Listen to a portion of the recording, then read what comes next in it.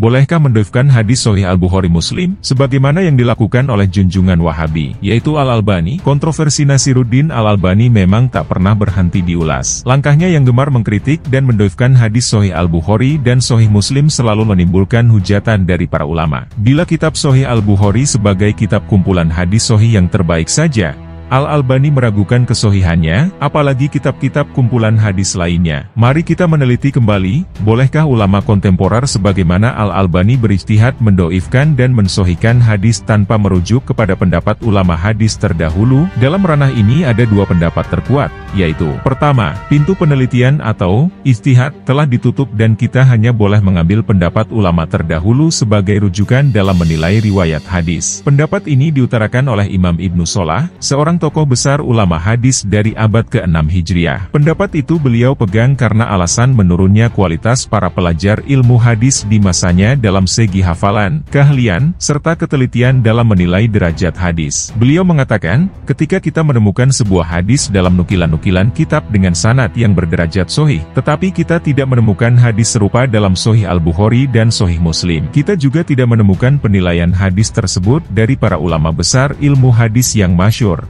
maka kita tidak boleh terburu-buru menilai kesohihan hadis tersebut. Karena zaman sekarang, abad ke-6 Hijriah, sudah sangat sulit memberikan derajat sahih pada sebuah hadis dengan sebatas mempertimbangkan sanadnya. Kita juga melihat, di zaman sekarang, tidak ada sanad hadis kecuali mereka merujuk sanadnya kepada kitab-kitab pedoman mereka. Di sisi lain, mereka, para pelajar hadis, juga lemah dalam persyaratan dhobit, ketelitian, dan kekuatan hafalan yang telah disyaratkan oleh ulama terdahulu. Maka, satu-satunya cara menilai sahih dan hasan sebuah hadis adalah dengan merujuk pendapat para tokoh panutan ilmu hadis dalam kitab-kitab mereka yang bebas dari pemalsuan dan perubahan. Referensi ini diambil dari Utsman bin Abdurrahman Ibnu Shalah, Marifatu Anwa'i Ulumil Hadis, Darul Fikr, tahun 1986, hal 17. Ibnu Shalah juga menukil dalam kitabnya, Abu Bakar Al-Baihaqi mengatakan, barang siapa yang datang membawa sebuah hadis yang tidak ditemukan pada kitab-kitab ulama besar ilmu hadis yang muktabar, maka hadis tersebut tidak diterima. Al-Hafidz As-Sakhawi juga berkomentar, secara lahiriah, pendapat Ibnu Shalah ini juga mencakup larangan berijtihad menilai lemah atau doif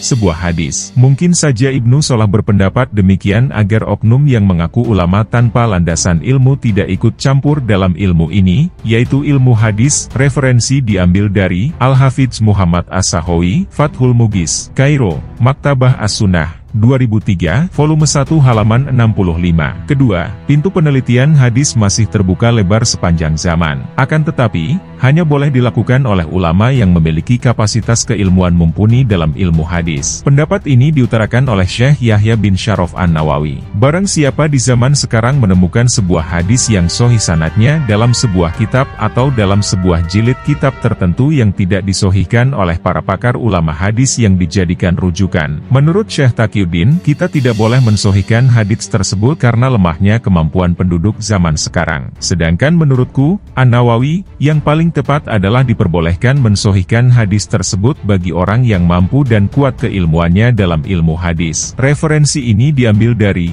Yahya bin Syaraf An-Nawawi, Et-Takrib wa Taisir li Marifati Sunanil Ba'asyiri Nazir, Beirut, Darul Kitab Al-Arabi, 1985 halaman 28. Pendapat Syekh Yahya bin Syaraf An-Nawawi ini didukung oleh banyak ulama hadis. Al-Hafidz Al-Iraqi mengatakan, pendapat yang diunggulkan oleh An-Nawawi, yaitu kebolehan berijtihad dalam ilmu hadis bagi orang yang mampu, adalah pendapat yang dipilih oleh ulama ahli hadis. Hal ini dibuktikan dengan adanya banyak ulama periode akhir yang mensohikan beberapa hadis yang belum pernah diteliti oleh ulama-ulama terdahulu. Referensi dari Al-Hafidz Al-Iraqi, At-Taqiyat wa Tawih, Beirut, Darul Fikr Al-Arabi, 2001, halaman 23. Kesimpulannya, menurut pendapat yang kuat, penelitian derajat hadis hanya boleh dilakukan oleh orang-orang yang memiliki kriteria mumpuni. Karena, pada dasarnya menjadi seorang ulama hadis tidaklah mudah dan persyaratannya sangat ketat. Sebagaimana yang dikatakan oleh Al-Hafidz As-Sakhawi. Menurut para pakar ilmu hadis yang dinamakan dengan Al-Muhaddis, yaitu pakar hadis, secara umumnya adalah seseorang yang telah mencatat, membaca, mendengarkan, dan menghafalkan hadis Rasulullah. Ia telah mengembara ke berbagai kota dan negara untuk mencari ilmu hadis. Ia juga telah berhasil memahami dasar ilmu hadis, telah meneliti pembahasan yang ada pada kitab-kitab kumpulan sanad hadis, Al-Masanid, kitab-kitab penelitian sanad hadis, Al-Ilal, dan kitab-kitab sejarah ilmu hadis, atau Arikh. Minimal sekitar 1000 karya tulis ilmiah yang muktabar. Referensi dari Al-Hafidz Muhammad As-Sahawi, Fathul Mughis, Kairo, Maktabah As-Sunnah,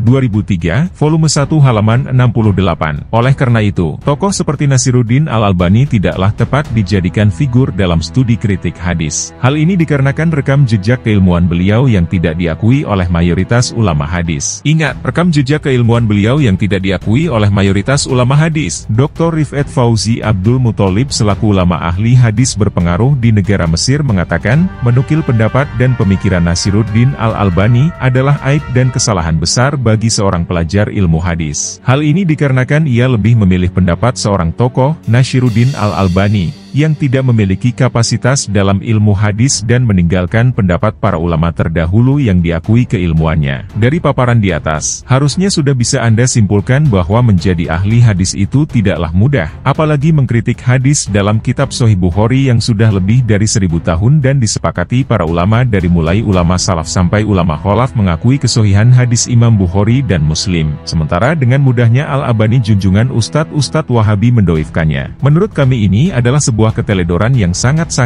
fatal dari Al-Albani. Sebab, beranikah kita membandingkan keilmuan Imam Bukhari dengan Al-Albani? Atau beranikah kita membandingkan keilmuan Imam Muslim dan Al-Albani? Di sini kita sudah bisa menilainya.